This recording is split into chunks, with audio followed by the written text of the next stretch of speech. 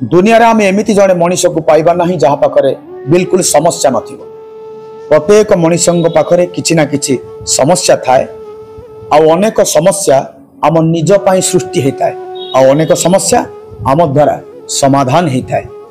आम अनेक समस्यार जन्मदाता अटंती बुद्धिमान सी अटे जी समस्या को जन्म दे न थाए जदि भी समस्या सृष्टि है समाधान रास्ता खोजी थाए आ बुद्धू व्यक्ति सही अटे जे प्रत्येक दिन नुआ नुआ समस्या को जन्म दे थाए आउ कोनोसी समस्यार समाधान करि पारि न थाए निजे समस्या रे छंदी हुए आ अन्य को समस्या रे छंदी पकाए।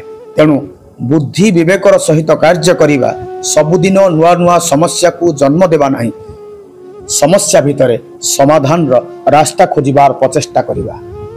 प्रत्येक मनीषों पाखरे किछि ना किछि समस्या थाए सी मानसिक समस्या हो आर्थिक समस्या हो शारीरिक समस्या हो अनेक समस्या आम निज पाखर सृष्टि होता है अनेक समस्यार जन्मदाता आमे निजे ही थांती।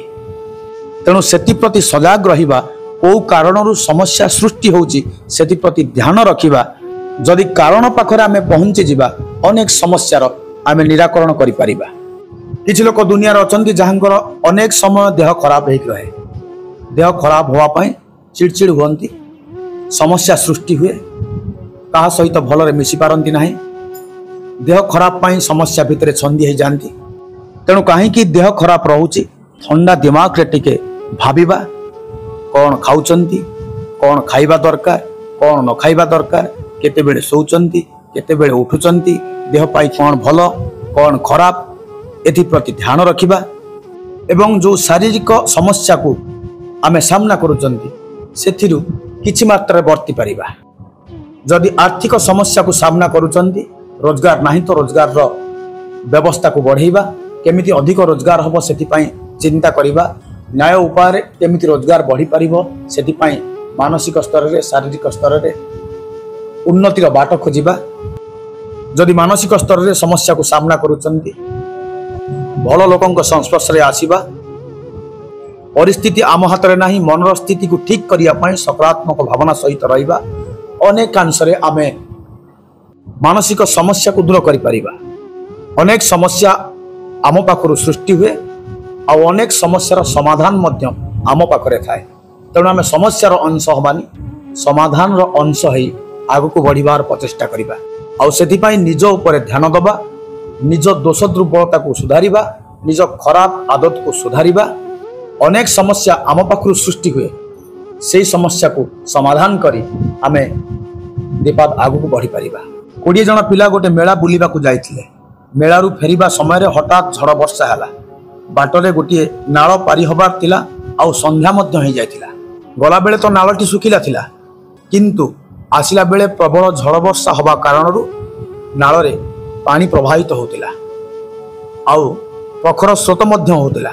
20 जन पिला नाळ पारी हे गला परे जन पिला समस्ते नाळ पारी हेले कि नाही गणिबा को लागिला गणिला परे गोटिए पिलार पता मिलिला नाही गोटिए पिला भासी जाइछि बोली गणु गणु जना पड़िला समस्ते बसी कांदिबा को लागिले। पिला माने कांदुथिबा समय रे जने साधु से बाट दे जाउथिले साधु कहिले काहे कांचो पिला माने जने पिला कहिला आमे 20 जन मेला देखिबा को जाइथिलु नाळ पारी होतिबा समय रे जने पिला नाळ रे भासी गला सेति पई आमे कांदुछु। साधु कहिले समस्ते गोटे धार रे बसिकी रुह मु गणुची 20 जन पिला अछंती ना नाही। साधु गणिबा को लागिले 1 2 3 4 5 6 7 8 एमती करी 20 पर्यंत गणिले 20 पर्यंत गणिला बेलू 20 जन पिला अछंती 20 पिला को 20 पिला जो पिलाटी गणुथिला से कहिला नाई नाई 19 जन पिला अछंती।